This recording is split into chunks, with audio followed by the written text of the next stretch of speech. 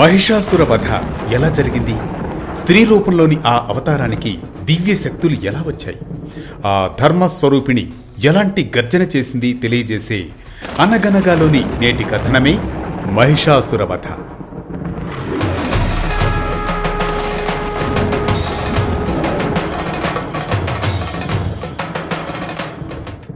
అనగనగా పూర్వం రాక్షసరాజు రంభుడు ఒక మహిషి రూపిణిని వివాహం చేసుకోవడంతో జన్మించిన వాడే మహిషాసురుడు. గేదె తల, మనిషి మొండెం కలిగిన ఆ రాక్షసుడు అపారమైన శక్తులతో బ్రహ్మదేవుని తపస్సు చేసి పురుషుల వలన కాని దేవతల చేతిలో కాని మరణం కలగకూడదు అనే వరం పొంది ఆ వర గర్వంతో దేవలోకాన్ని ఆక్రమిస్తాడు, దేవతలను పీడిస్తూ ఉంటాడు.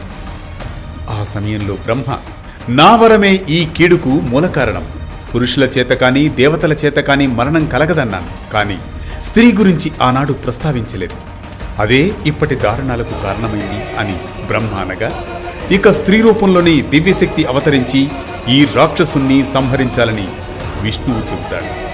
అప్పుడు శివుడు, మన తేజస్సులను ఏకం చేసి పరమశక్తిని ఆవిర్భవింపజేస్తాం అంటూ ఒక నిర్ణయానికి వస్తాడు.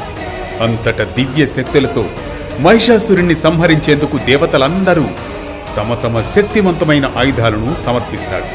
అవి శివుడు త్రిశూలం, విష్ణువు సుదర్శన చక్రం, వరుణుడు శంఖం, వాయుదేవుడు బాణాలు ధనుస్సు, ఇంద్రుడు వజ్రాయుధం, హిమవంతుడు సింహం, ఇలా 10 చేతుల్లో శక్తివంతమైన ఆయుధాలను ధరించి సింహవాహనాన్ని అధిరోహించిన దుర్గాదేవి భయంకరమైన ఒక గర్జన చేస్తుంది. ఆ గర్జనకు ముల్లోకాలు కంపించిపోతాయి.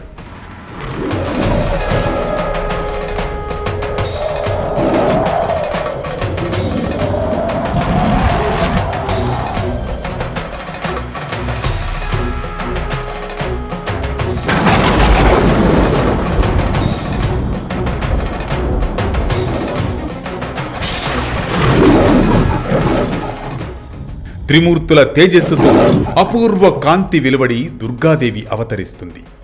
దేవతలందరూ ఆ సమయంలో జయహో దుర్గామాత అంటూ జయ జయ ధ్వానాలు చేస్తారు.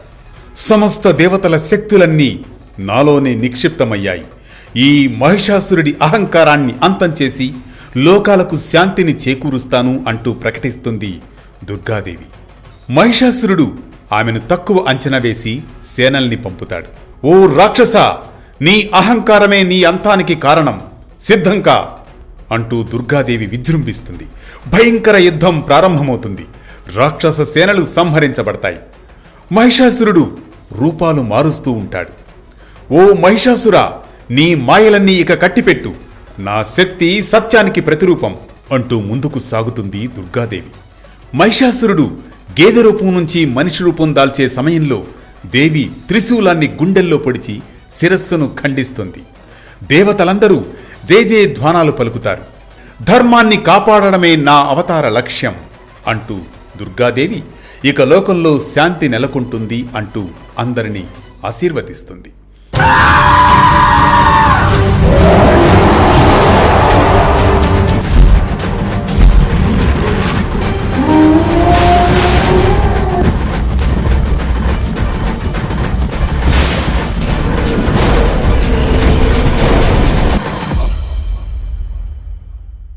అంతటితో రాక్షసపీడ అంతమై లోకంలో శాంతి నెలకొంటుంది. ఇది మహిషాసుర వధ. ఈ కథనం మనకిచ్చే సామాజిక సందేశం ఒక్కటే, స్త్రీ శక్తి స్వరూపిణి.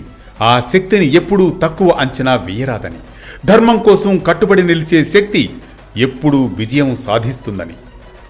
మరో స్ఫూర్తిదాయక దివ్య కథనంతో మళ్లీ కలుసుకునేంత వరకు కొనసాగుతూనే ఉండండి వేటు న్యూస్తో.